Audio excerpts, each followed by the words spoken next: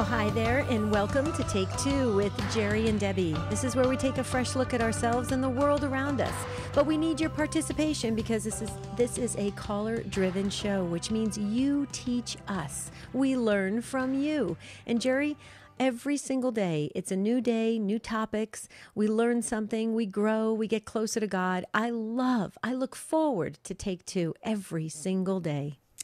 Well, yeah, you're exactly right. We learn a lot. And what I love, one other thing I love about the program is how people will call in to support one another. So oftentimes, dear friends, when you're listening to the program and you hear someone call in, they're going through a tough time or they found a way to bring joy or peace or happiness back into their lives. And you can call in, you kind of piggyback on each other. So it really is kind of an on-air community. Some people call it social media for the ears. And so we love to have you participate. And today I think you're going to have something to say about the topic. So we titled it Never Say Never, okay? And have you ever said those words like never again am I going to put myself in that situation? Let me read to you this show synopsis and see if this resonates with you and you want to weigh in. If you do, here's the number, 1-833-288-EWTN. That's 833-288 3986. Okay, so here's what we wrote. Many times in life, we can be burned by someone at work, home, or sadly in the church. We then say, this will never happen to me again. We walk away from that person or even from the church, promising never to return. Never say never is the saying that seems to ring so true so many times in our lives. Have you ever been in a place in your life with someone or something where you thought that this is it, never again will I feel this way, only to realize you were back with a whole new understanding and relationship? It's a very interesting discussion. You put yourself back in that situation or back in that relationship, and it's a brand new one. You've changed, they've changed, you've grown, they've grown. And have you ever been in that situation? So you've said never say never, never again, you've said that, but then you find yourself in it again, and it's brand new. Can you teach us? Can we learn from you about this? Because this is a very important thing, because a lot of people use these very extreme words like always and never, and they're very dangerous words, Jerry, because it leaves people with no options. And so we want to explore this from a different angle. Like you always say, Jerry, look at it from a second take, a different angle, reframe it. And that's what we're doing today on Take Two.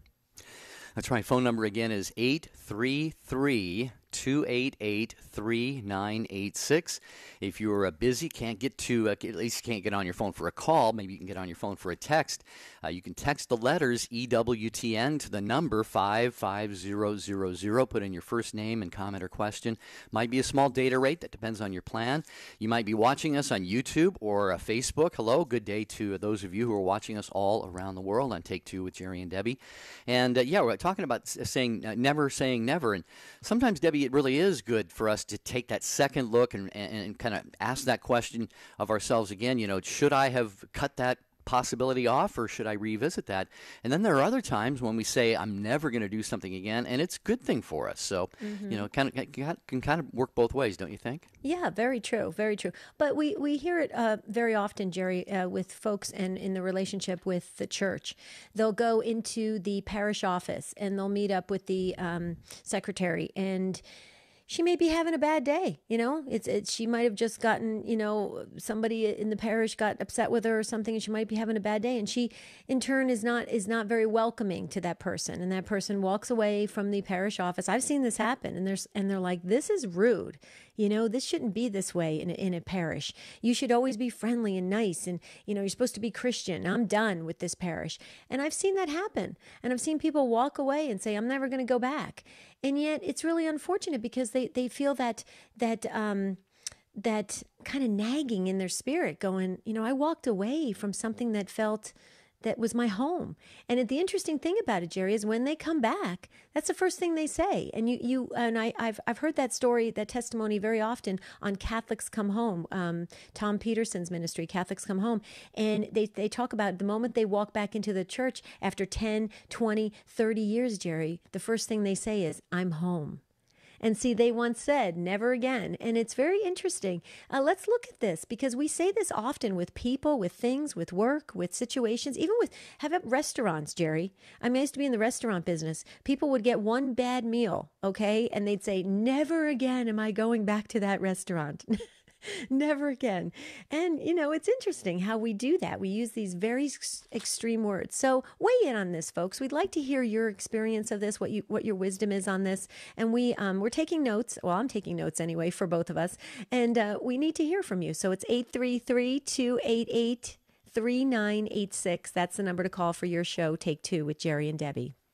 This could apply to things, too, that you feel called to do in life or to attempt in life, and maybe they don't work out so well right away. Maybe it's college.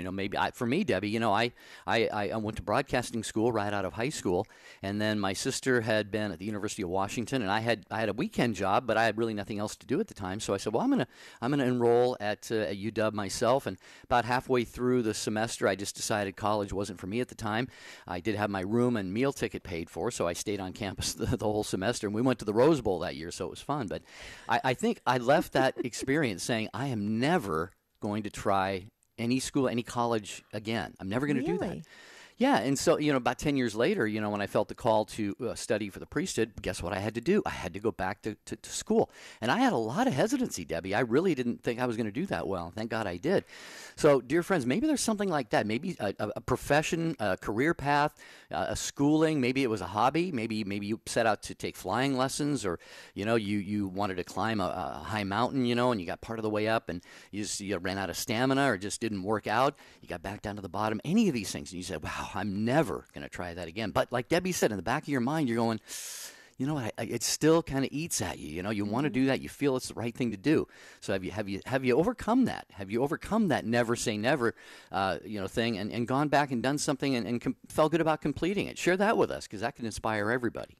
Yeah, I think we live in a world right now where we use these extreme words like never and always, and it puts people in these positions where they can't move forward, they can't grow, and we're all about growing here on Take Two. So if you haven't gotten that yet, please do, because that's kind of our underlying theme here. We really want to grow and get closer to God, learn more about ourselves, the world around us, and relationships. That's what Take Two is all about. But we do it with you driving the show. So if you don't call in, you're just going to hear Jerry and I the whole entire hour. So we need to hear from you at 833-288-3986. When we come back, Judd's first up in Walla Walla, Washington. So hold on, Judd. We're going to hear your wisdom on this subject.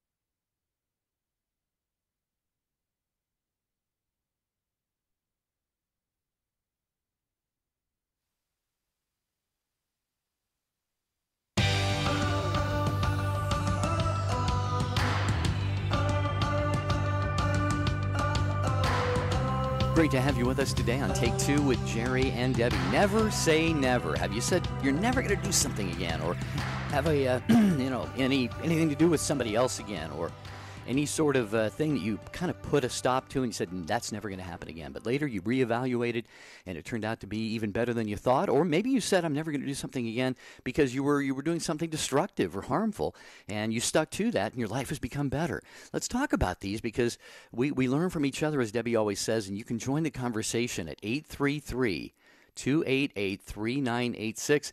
And as Debbie said, we're going to go to Judd in just a second. Just got to mention first, Mother Angelica Live Classics. Mother Angelica may have gone to her eternal reward, and we pray for her soul daily. We hope you all do that with us. But her shows live on EWTN Radio. Mother Angelica Live Classics tonight at 8 p.m. Eastern Time on most of these EWTN Radio affiliates. Okay, I had my mic down. Sorry. I was talking, but nobody was listening.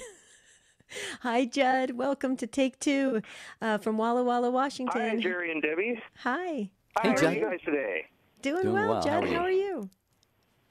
I'm really well. Good. Good. So well, what's today? Yeah, just listening to your guys' a subject of never say never, and how one time or another I felt like maybe this is not for me, or maybe if I continue to do this, I will end up like someone that I don't like, or I've seen an example in church of someone that puts me off a little bit, but I can't generalize and group other people into that. Specifically, when I examine my own strong reaction to what someone has said or done, if I find myself offended by it or somehow shocked by it, I should examine that and ask myself why. Why is this bothering me? Not just jump to the conclusion of, aha, this is what I don't want to be like. I finally found something I can point my finger at, and I can judge this and say, I'm never going to be that. We all do that at some point, right? Right. But when we do it, if we can examine our reaction, if we can stop for a second, then we can have that opportunity to love others, even if something they're doing is offending us, or pray for someone, especially if they seem like they might need extra help, instead of just making up our mind about them and saying, well, I never want to be like that. Right. Is that kind of along the same lines? Yeah, absolutely. And what you're saying, Judd, reminded me. Just yesterday, I was driving down a street near my house, and there was a car. It was 2 lanes each direction, and I was in one lane, and the car was next to me. And this guy in a minivan came up like really fast, almost on my bumper, and then the other car started to pull a little ahead of me. So he just swung over into the other lane, and he was obviously in this huge hurry to get past one or both of us. And my first inclination is to go, man, what is this idiot doing? And then I caught myself and I went, well, wait a minute, maybe his wife is about to go into labor and he's heading home, or maybe he got a call in an emergency and one of his kids got hurt or something. So I tried to do what you just said. I try and stop and think, well, wait a minute, he might have a reason for doing this. He may not just be some jerk that's out there trying to do just think only of himself and everybody else get out of my way. Maybe he's got a real legitimate reason for doing that. So is that along the lines of what you're talking about? That is just exactly what I'm talking about. It's the ability to stop ourselves when we do have that reaction to someone. It's mostly that, aha, we can point our finger at that guy. And it's just like someone coming in late to Mass. It's not their fault. It could have been traffic. It could have been they had to take extra care of someone in their family.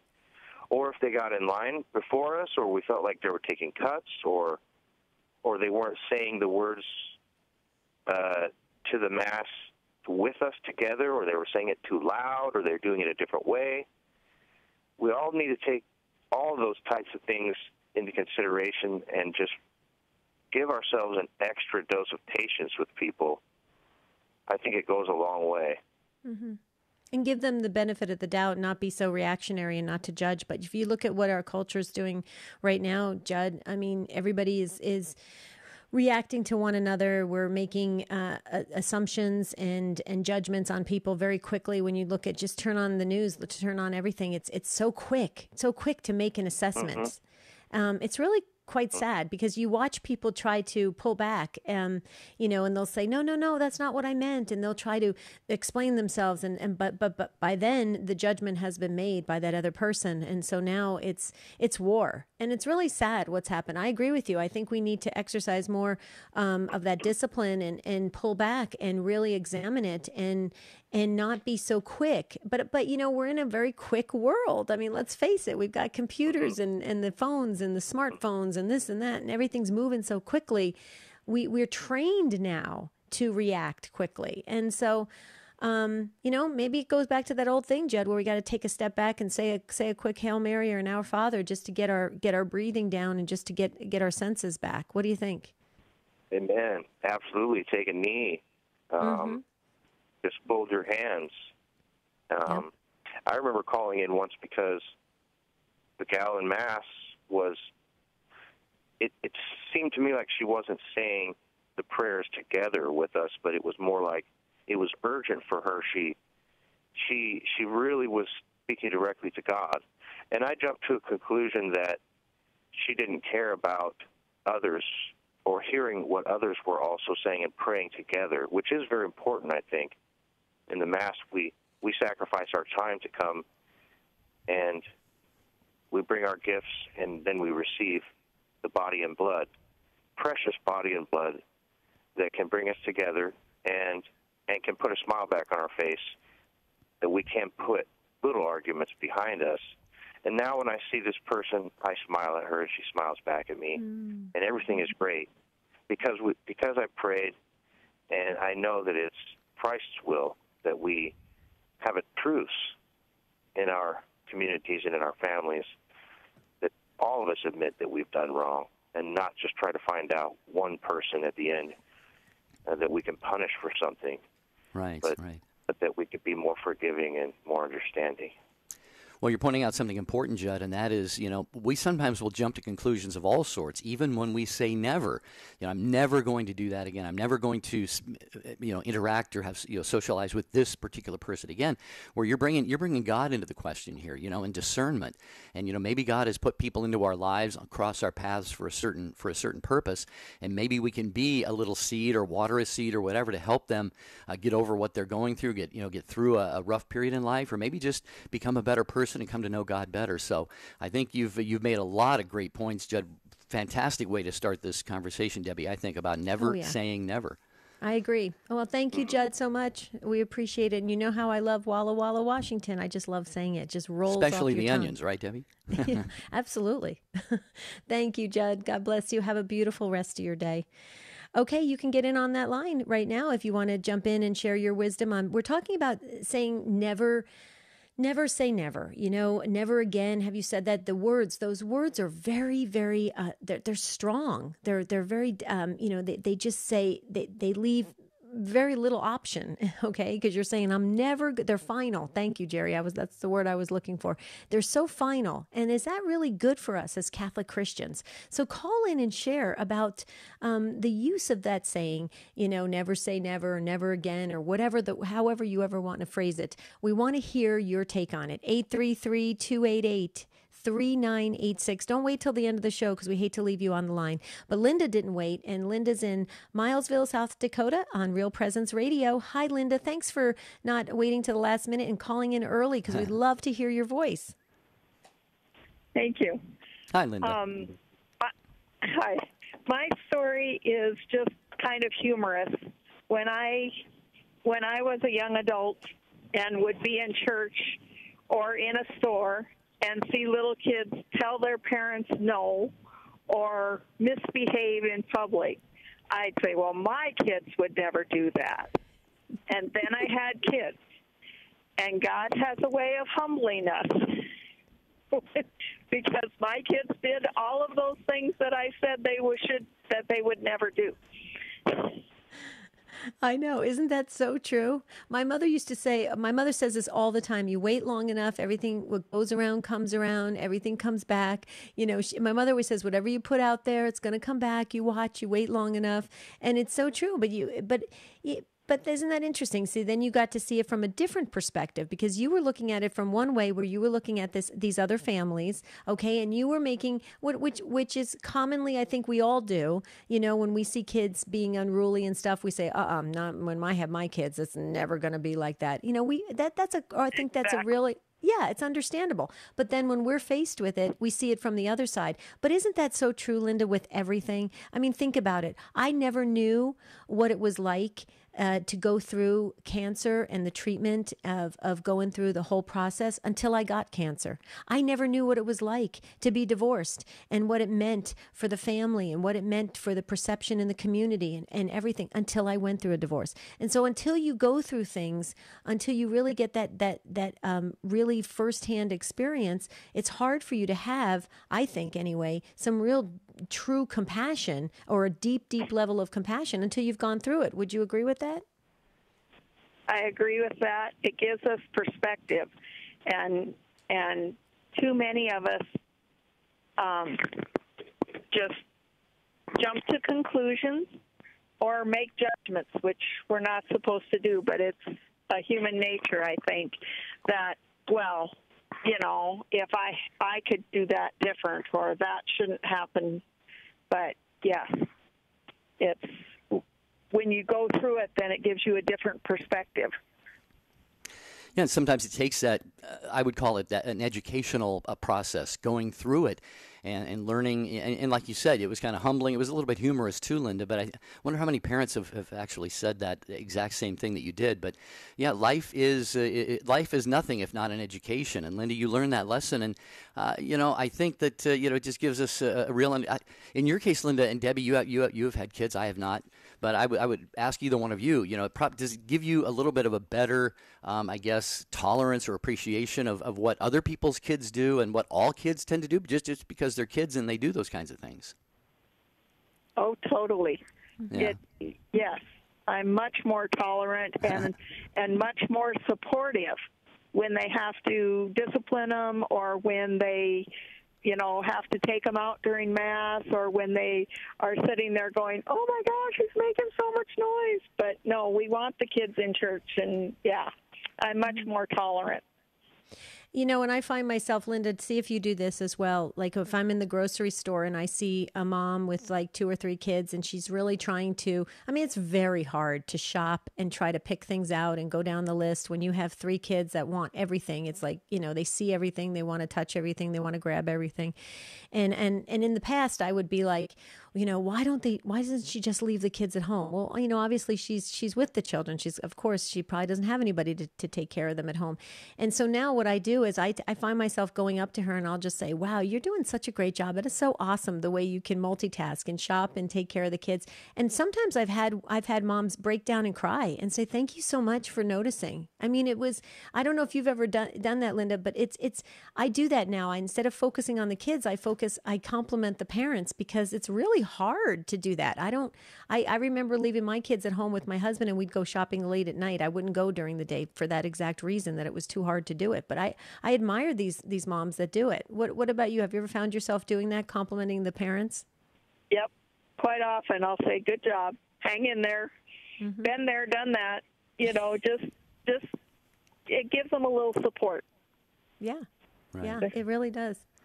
Yeah, it's a tough job, especially when when you see parents with toddlers like 3 and 2 and 1 and sometimes a newborn. It's like, oh my goodness, I don't know how they do it. I saw a lady in the airport when I was flying back to Buffalo, New York, for the Station of the Cross Share-a-thon, and she had a newborn in a carrier, and she had 2 toddlers, Jerry, and she must have had 7 bags. I don't know how she did it.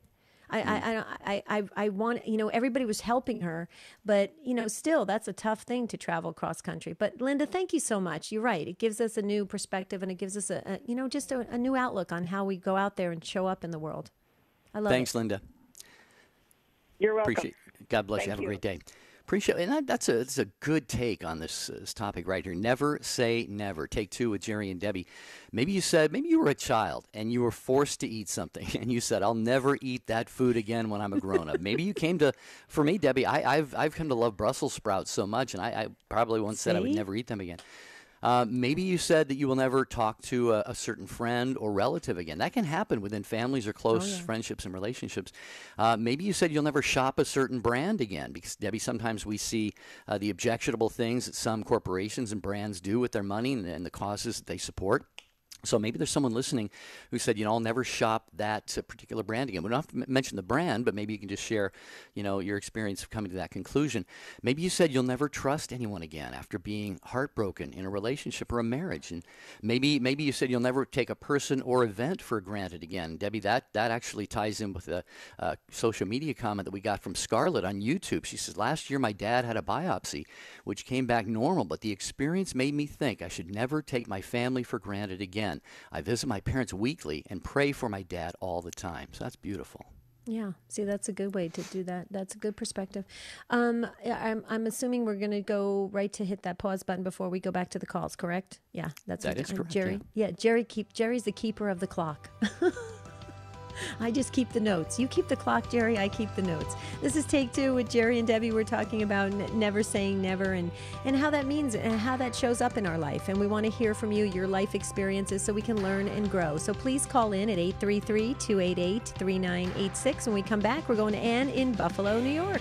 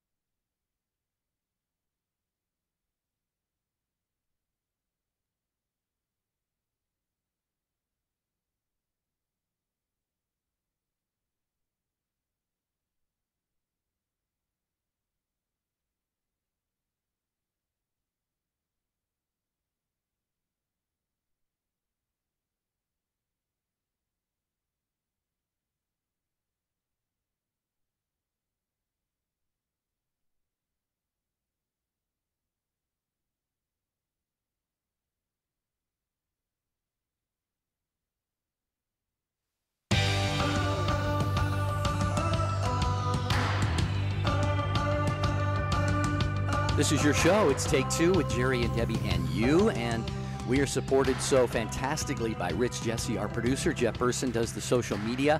And we've got Ryan Penny screening the calls today, and a couple of the Michaels sometimes sit in the call screening booth.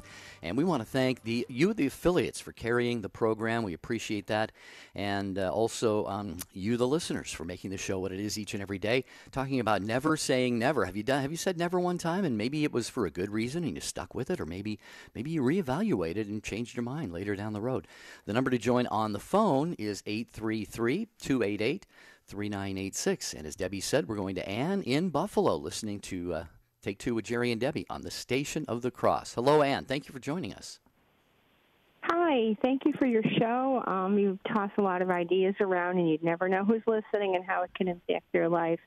I think it's great. I called to say never give up on prayer. I have a nephew who's in his early 20s, and 2.5 years ago, he was in and out of the hospital emergency room with stomach pain, and they could not figure out what's going on with him. And they sent him to a GI specialist, and they had to do a screening, a lower screening, and they did 27 biopsies on him. And I had gone to 2 nights before, I went to healing mass, and I specifically prayed for him before the tabernacle. And the next he had his procedure, and they said it's all inflamed, and we don't know why. And we're doing 27 biopsies. It's pretty extensive. We're expecting Crohn's disease, which is a terrible disease, and sometimes, people do better with it than others, but they expected the worst. Well, they said your biopsy's not going to come back for a couple of weeks. Well, it came back the next week. Everything was totally negative. Everything was gone. They said they had no idea what happened, and he's perfectly fine and doing really well. He's following up with a specialist and watching what he eats, but he's doing phenomenally well, and it did not recur, and it totally vanished. I'm just calling to give glory to God. Praise be to God. And if you noticed, Dan, as you were speaking, Jerry and I didn't say just a peep. We didn't say a word because we wanted everybody to hear that so clearly, because it's so important. We believe in the power of prayer and never to give up, to persevere, to hold on, because we sometimes, and I'm guilty of this as well, we'll say, a few prayers, a couple days will be very intense, and then we'll just kind of lay low for a while, and we'll just kind of say, okay, I guess maybe God's not hearing me, or, what's not happening. But you know what? To keep it up, to have faith, to have confidence, to have trust, these miracles, like what happened to your nephew, and praise be to God on that, they happen all the time, actually. And we need to take comfort and confidence in that, and take trust in that, and know that that's important that's our work. Our work is a prayer work. And you are a testament, your nephew is a living testament of that, and you are as well, for being the prayer warrior. So thank you so very much for imparting that to us today. We all needed to hear it. I think we need to hear it many times a day. What do you think, Jerry? I would agree with everything Ann said. Absolutely. I would say if there's one thing we should never say never to or about, and that is prayer. And you have actually given us a fantastic example of that, Ann. I joined Debbie in rejoicing in the beautiful story that you shared. And I will say this. I go through times in my life when I'm praying to God and praying to God and praying to God, and I need something and I want something and I'm asking for His will. And sometimes, you just want to throw your hands up in the air. But Debbie, God is a God of mercy and love and goodness and patience, and sometimes His patience is a little bit longer than my patience. So we just have to persevere. We have stories of that in the Bible. We have stories of that Jesus gives those stories about perseverance in asking and seeking and knocking, and those people get what they are asking for.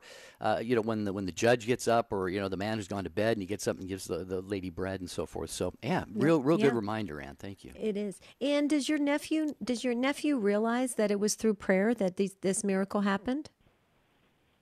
Well, I did tell him, and so I'm assuming that he does. And Beautiful. I told him I prayed for him, went for the healing mass, and he obviously was elated when everything came back clear, and he continues to do well.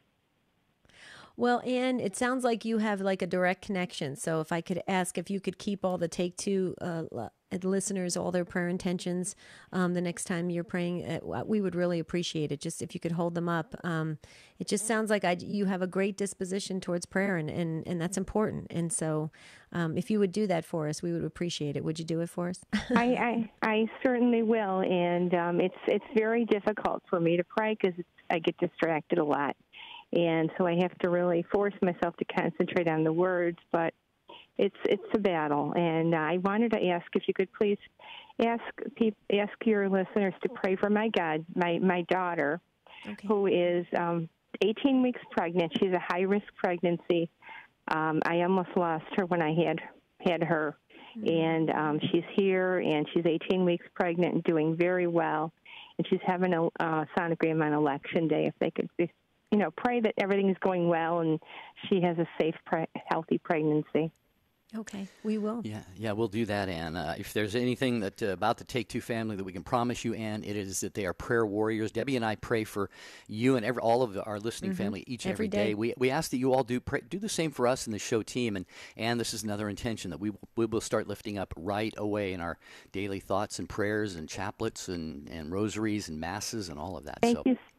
Thank you so much. Her name's Elizabeth. I don't know if I told you that. No, Elizabeth. Yeah, and your nephew's first name? Can we put him in the book as well to keep him? Gregory. Gregory. Okay, and if you could email us, Ann, take 2, the number 2 at EWTN.com, and let us know how the sonogram goes and let us know how the pregnancy, because that baby is now a Take 2 family, part of the Take 2 family. All right. So it's, yeah, we're all in this together. Thank you so much. Thank you, Ann. By the way, speaking of prayer intentions, one of my member of the Knights of Columbus the council that I belong to here, Debbie, yesterday sent out a mass email to the brothers and said that it was his nephew, I think his name was Daniel, was assaulted on his college campus on Saturday, and now is in intensive care with bleeding on the brain. So I would ask people to pray for this young college student by the name of Daniel, and by extension or by inclusion, dear listeners, we keep all of you and all of your intentions, your loved ones, especially those who are suffering, in our daily prayers. But please remember Daniel, who is in ICU with bleeding on the brain in New Mexico. Okay, we will do that. Steve is up next in Long Island, New York on YouTube. Hi, Steve. We're waving to you. Welcome to Take 2. Hello, Debbie and Jerry. Thank you very much for your program. I watch you on YouTube, and it's really wonderful to be part of. I'm retired now with my wife, and our children are now out of our house and living their lives. And I just want to say the topic here, never say never. I am concerned with all the struggles that the Catholic Church is going through these days, the accusations.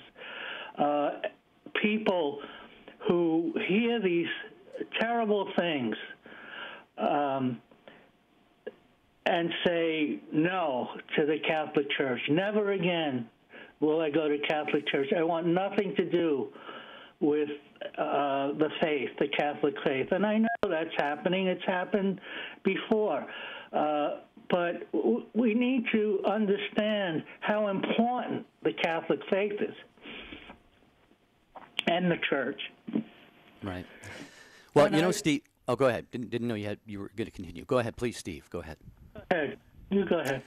Well, yeah, and I was going to say, this is I'm sure this has happened over 2,000-year history of the Church, and one of the reasons, there are a lot of reasons why people say they're never going to go back to the Catholic Church. It could be one of the Church's moral teachings that somebody just has a tough time with, and they just decide that they can't conform their lives to that.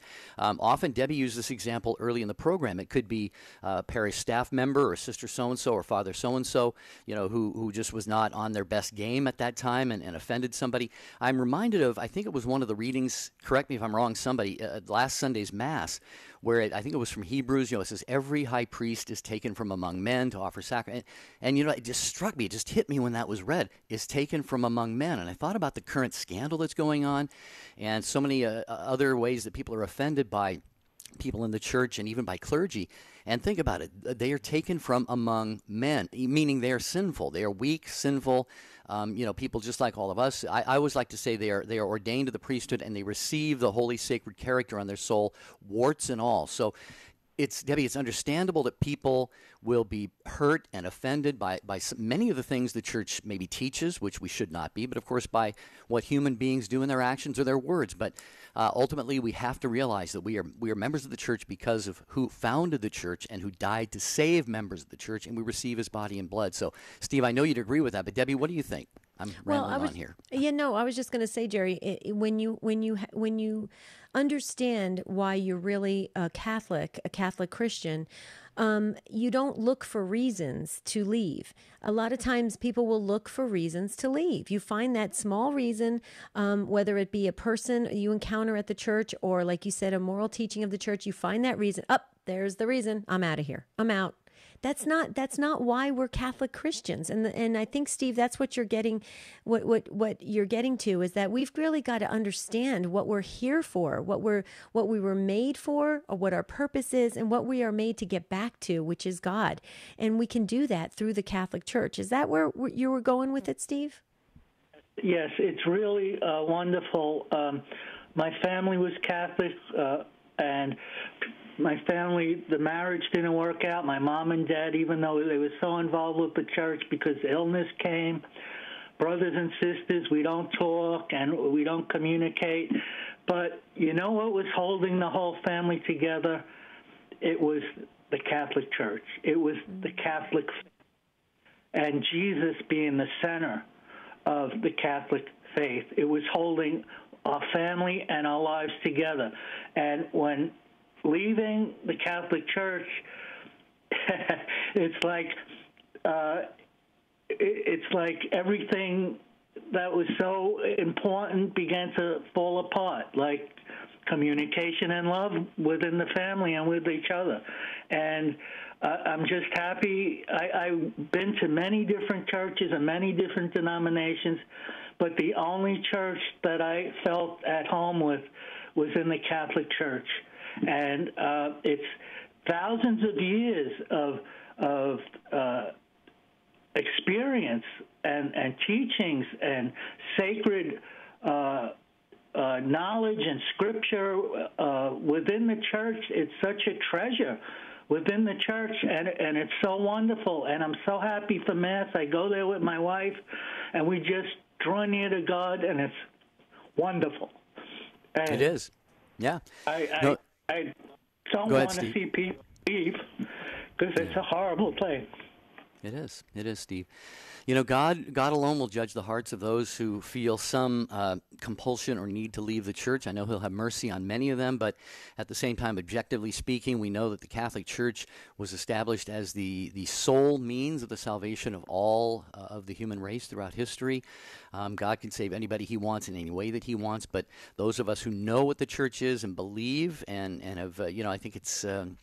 where is that in the Bible, Debbie? It talks about, if you have, once you have believed and then you fall away, there is no sacrifice, that can bring you back or can save you or whatever. So, yeah, Steve, you're right. And Debbie, I hear the emotion in Steve, and I think that's a beautiful thing, because we have to realize, we're talking about heaven or hell here, and both are forever, and they never, never end.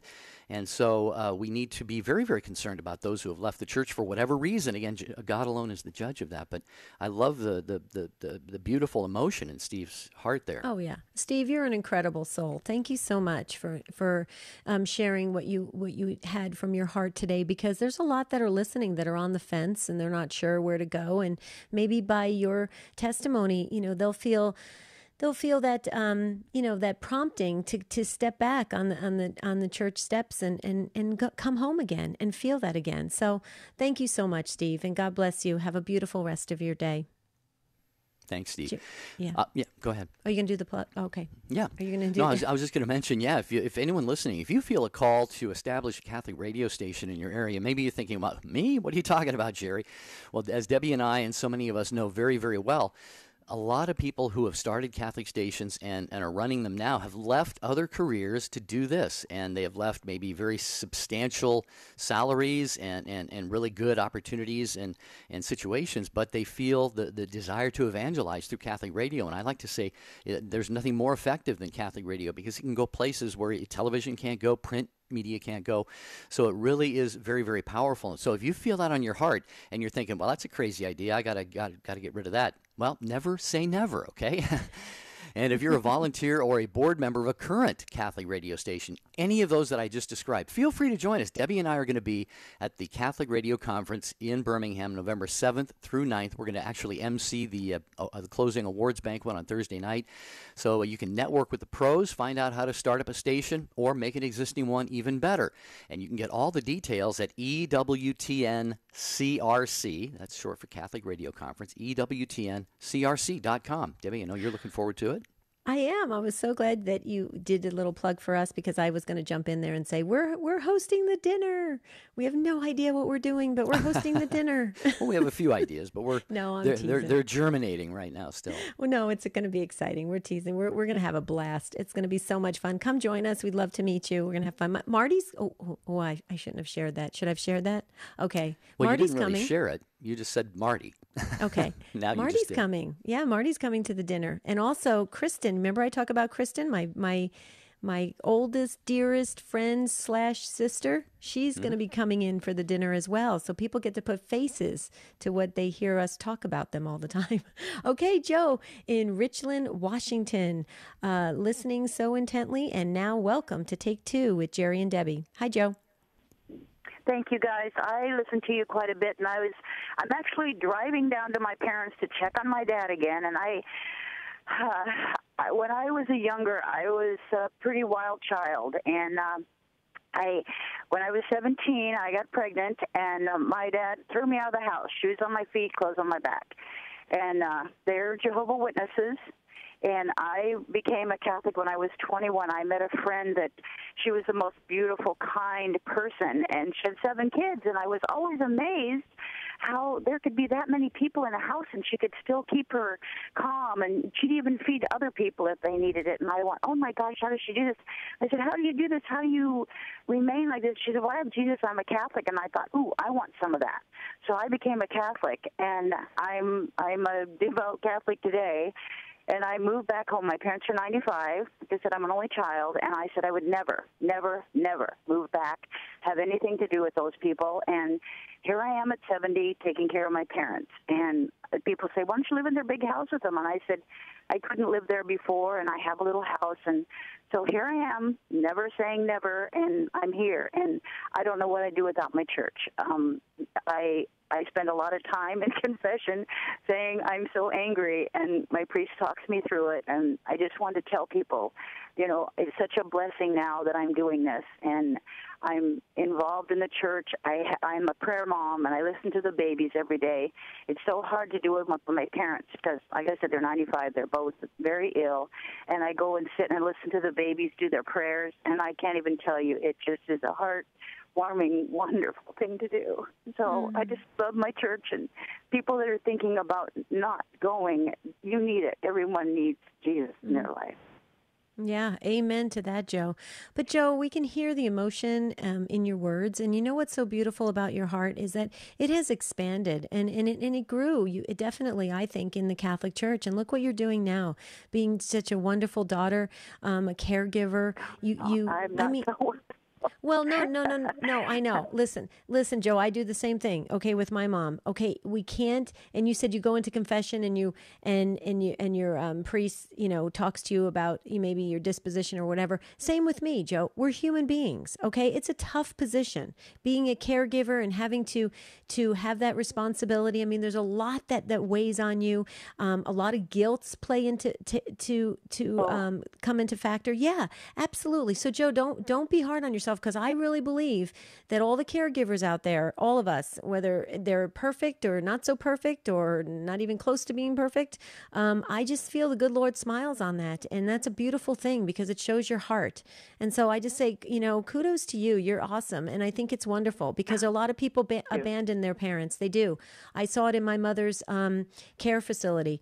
There were folks that never came to visit, never, ever, ever. And the parents would just sit there and cry and cry and cry, and it was horrible. And so I just want to say, Joe, way to go! You're one of my heroes, Jerry. Thank you. Oh, that's so wonderful to hear because I really try, and like when my dad tells me I'm going to hell, and why do I believe this and that, and I try not to throw it at him. Once in a while, I get a little piece in there, and it helps. I'll get my Bible out, my Catholic Answer Bible, and my mom asks questions, and we have a little, I don't think I can ever change their mind. The Jehovah's Witnesses are just, I think, brainwashed, in a certain Never say way. never. And so, yeah, I agree. That's right, Jerry. That's true. Maybe I can. Lady undoer of knots. Yeah. Well, Joe, I was just going to say, Joe, forgive me for interrupting, but I was just going to say before you said that about your parents, I was just going to say, look at what God is orchestrating here. All right, your parents are Jehovah's Witnesses. I'm sure they're very sincere and very great people in what they believe, and you have found your way home to what you and we believe is the fullness of all revealed truth about God and who He is and salvation and the way to attain salvation. You now have been plugged right into their lives. After saying you would never live with them, now God has said, "Oh yeah, Joe, I got a mission for you, Joe." And I had no idea. Yeah, but see, the thing is, when they come at you and challenge you for being a Catholic and say maybe you're going to hell, you can just absorb that, just absorb it and say, okay, Lord, I receive this for your sake and for their sakes. And then, like you said, when you have those opportunities, just have very, very loving, gentle conversations that might nudge them along in the right direction, but just trust the Holy Spirit he's orchestrating this whole thing, Joe. You're going to see things before they pass. I believe, Debbie, that are really going to you're just going to look up to heaven and go, God, you alone could have orchestrated this. Absolutely. Yeah. I did, because days I want to scream. I just want to say, you guys are so confused, and I feel so bad for you, but it wouldn't do any good to tell them that. I just have to get my little answers in once in a while when they ask a question, like Halloween's coming up, and they just, my son was killed when he was 18. He picked up a hitchhiker, and I wear my cross, and Mom says they weren't even crucified. It wasn't even crucified on a cross. Why do you wear a cross? That's just, you worship the cross and not Jesus. And my dad said to me one day, why don't you wear a gun around your neck? That's what killed your son. Why don't you think about that? And it just kills me, and I just want to scream and run away. So, wow. Yeah. Well, yeah, they're in a place, with their age and everything. Joe, I tell you, it happens. I don't know what happens. Sometimes when our older folks, they'll blurt things out. I don't know if they even realize what they're saying sometimes. I mean, I'm not trying to, they just don't realize the impact of it. But you know what? What's beautiful about you is you have your strong faith, and we're sorry. We're so sorry you lost your son. That breaks our hearts. But look at the strong woman you have become, and what God is using you to do. And I agree with Jerry. Great things are ahead for you, Joe. And stay firm in that faith. I appreciate it. Absolutely. Thank you so much. Thank you. God bless you, Joe. You're so all. sweet. Thank you for being on the radio. You really help. I listen to you all the time, and it really brings me closer to my faith and makes me feel, good just listening to you guys and helping people that call in. I appreciate you. God bless you. We appreciate you too. But Joe, before you go, can we add your son's first name to our book, our prayer book? Oh, yes, his name's Donovan. Donovan. Okay. I love that name. Okay. Yeah, I love that was my son's best friend's name. I love that name. Beautiful. Oh, yeah. Donovans all have beautiful souls. I just think God needed him, so he took him back. He wanted him with him. So well, thank you, Joe. You're a dear soul. Thank you so much. Keep us in your prayers too, if you would, because we can always use the prayers of the Take Two family. A couple of emails, Deb, before we wrap up. Can I share with what Maureen said? Because Judd, if you're still listening, Judd, you got us off started strong, and that was great. And Maureen said, "Hi, Jerry and Debbie." She said, "Wow, Judd really had beautiful insights, and it struck me how much I can learn from others and how they react to different situations. Just opening myself up to listening really helps me to implement another or a different way to regard others' behavior. Sometimes a simple prayer for another is all we can do, yet powerful in the smallness of it. It can be so easy to have a knee-jerk reaction instead of stepping back and considering where someone else may be coming from. God bless and continue to keep you guys and all the Take Two family in daily prayer." See, Maureen's praying for the whole entire Take Two intentions. And this is what we mean, Jerry, about this peer ministry. Judd was the first caller, got us started off strong. Maureen reacted to it. Beautiful thing. We're learning and growing from each other. That's what Take Two is all about. Yeah, and our good friends, Carol and Jim from Stand Tall in Wisconsin, listen on Sirius XM Radio. Carol sent this email to take2@EWTN.com. "Hi, Jerry and Debbie. I've adopted a slogan for my 12-step program. Don't quit 10 minutes before the miracle. Maybe I'm in a reaction. I want to control. I don't want to bridge." She says it's life on life's terms. "I contract with myself to go forward and see more and perhaps say a prayer too. It allows God and His world to better show me an opportunity for growth, fiat, and understanding. Love you, Stand Tall, Carol and Jim in Wisconsin." Thank you. Thanks, you guys. Yeah. Thanks, you guys. Okay, please, everybody, tell your friends. Facebook it out to everybody. Text everybody. Tomorrow's show, you've got to listen to it. We're going to be having Adam Bly on, the religious demonologist from Pittsburgh, from the Pittsburgh Diocese. He's amazing. He's going to talk all about Halloween. You've got to hear this, right, Jerry? We want everybody to hear it. Yeah, all about Halloween, but other spiritual things going on, some of these dangerous things that especially our young people get into. So we'll talk about fortifying ourselves spiritually tomorrow. Until then, have a beautiful and blessed day.